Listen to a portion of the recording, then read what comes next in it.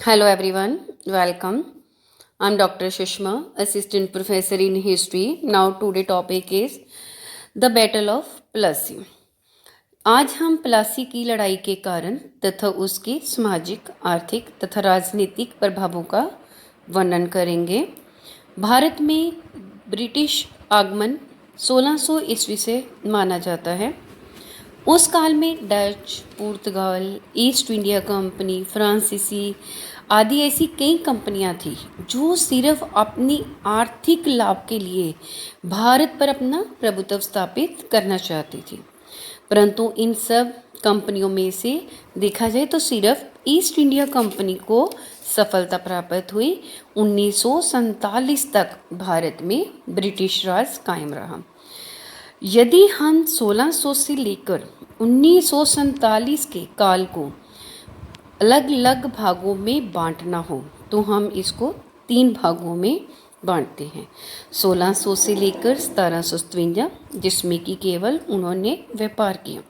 1757 से 1857, इसमें 1757 टू 1857, इसमें उन्होंने इम्पीरियलिज्म किया। 1857 टू 1947 मॉडर्नाइजेशंस।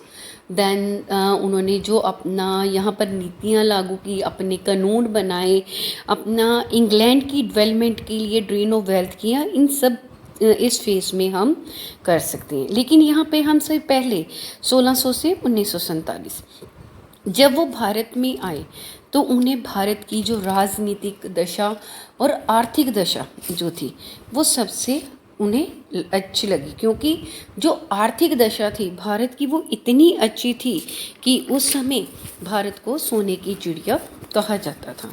मंदिरों में सोना, हर जगह पर अगर हम देखें तो भारत में एग्रीकल्चर प्रोडक्शंस बहुत ज़्यादा था और यहाँ पर सब तरफ से अर्थव्यवस्था अगर हम देखें तो बहुत ही ज़्यादा अच्छी थी। खनिज पदार्थ बहुत अच्छे थे। और दूसरी तरफ अगर हम राजनीतिक दशा का देखते हैं तो वो उस समय सबसे बुरी थी। राजाओं में आपसी फूट थी, एक दूसरे को वो अपना राज्य को छीनने के लिए आपस में ही लड़ते रहते थे। और सामाजिक बुराइयां, छुआछात, बाल विवाह, कन्यावाद, अंधविश्वास ऐसी अपनी चरम सीमा पर थी।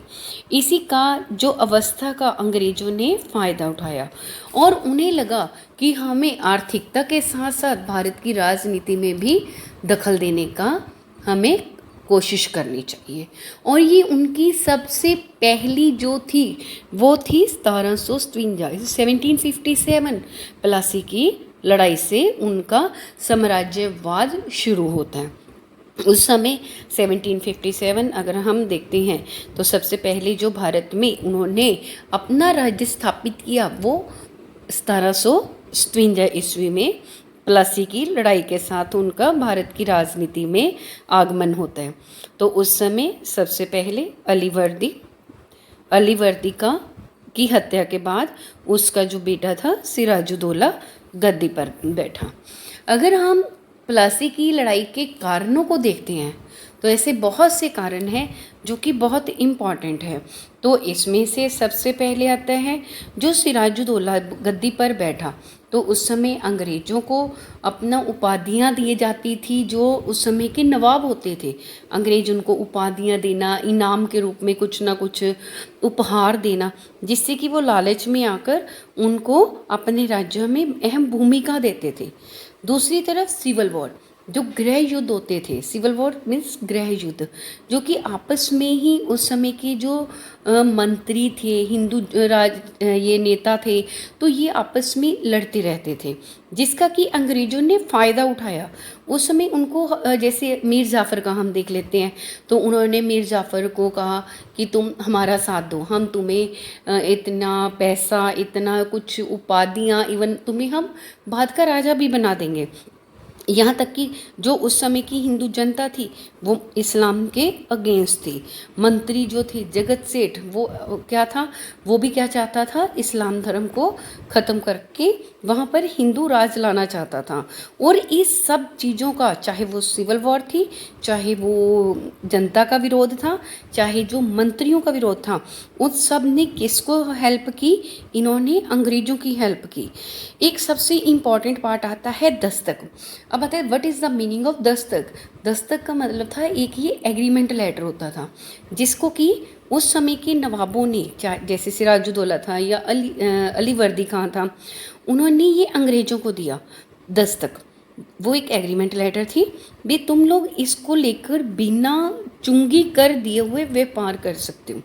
अब अंग्रेज़ों ने क्या किया, उस दस्तक का दुरुपयोग करना शुरू कर दिया। जैसे उन्होंने अपना दस्तक आगे जो हिंदू व्यापारी थे उनको बेचना शुरू किया। अब जब ये बात सिराजुद्दौला को पता चली तो उसको ये बात अच्छी नहीं लग रही थी। उसने इसको रोकने की कोशिश की, जो बात अब अंग्रेज़ों को अच्छी नहीं लग रही थी कि ये हमें काम करने से ऐसे क्यों रोक रहा है। एक आती काल कोठरी की घटना। काल कोठरी की घटना में आता है भी, जब उन्होंने अपने लिए काम करना, अंग्रेज़ों ने अपने फेवर में काम करना शुरू किया तो उस समय क्या था, सिराजुद्दौला ने उनका विरोध किया, लेकिन अंग्रेज़ों ने भी उस बात को नहीं मान रहे थे। तो कहा जाता है, जबकि इस घटना का कहते इतिहास में कोई ज़्यादा इतना ब्यौरा नहीं मिलता, कहते एक छोटा सा कमरा था, सिराजुद्दौला ने क्या किया, अंग्रेज़ों के बच्चे, उनकी जैसे और लेडीज़ थी उनके घरों में, उनको एक छोटे से कमरे में बंद कर दिया। और जब उनको 1-2 दिन बाद ओपन किया गया तो काफ़ी लोग मरे हुए थे, जिसे कि काल कोठरी की घटना कहा जाता है।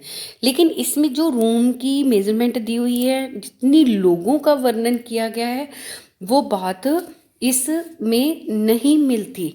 तो इसीलिए काल कोठरी की घटना को भी प्लासी की लड़ाई का कारण माना जाता है। दुर्ग बनाना, किलाबंदी करना, जैसे उन्होंने दुर्ग बनाने अपने, अंग्रेज़ों ने धीरे धीरे अपनी सिक्योरिटी के लिए अपने जिस एरिया में थे उसमें क्या है, उन्होंने दुर्ग बनाए, किलेबंदी शुरू की, अपने लिए एक सुरक्षा चक्कर बनाना शुरू कर दिया। पर दूसरी तरफ उनको क्या था, सबसे ज़्यादा था अंग्रेज़ों को ये महत्वाकांक्षा थी, उनको ये उनका एक मोटिव था कि वो धीरे धीरे पूरे भारत पर अपना राज करना चाहते हैं। और वो राज कहाँ से शुरू हुआ, प्लासी की लड़ाई से।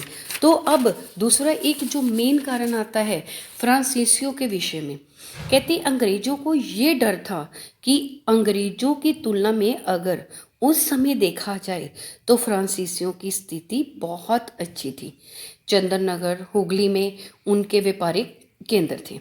लेकिन जब अंग्रेज़ों ने चंदन नगर पर आक्रमण किया और उसे अपने अधिकार में ले लिया तो नेचुरली सिराजुद्दौला ने किसकी फेवर में जाना था, फ्रांसीसी कंपनियों की, क्योंकि उस समय अंग्रेज भी सिराजुद्दौला की फेवर में नहीं थे। और दूसरी तरफ अब वो किसकी सहायता करना चाहता था, फ्रांसीसियों को। और अंग्रेज़ों को भी यही डर था कि कहीं नवाब की सहायता से जो फ्रांसीसी सेनाएं हैं वो बंगाल पर अंग्रेज़ों पर आक्रमण न कर दें।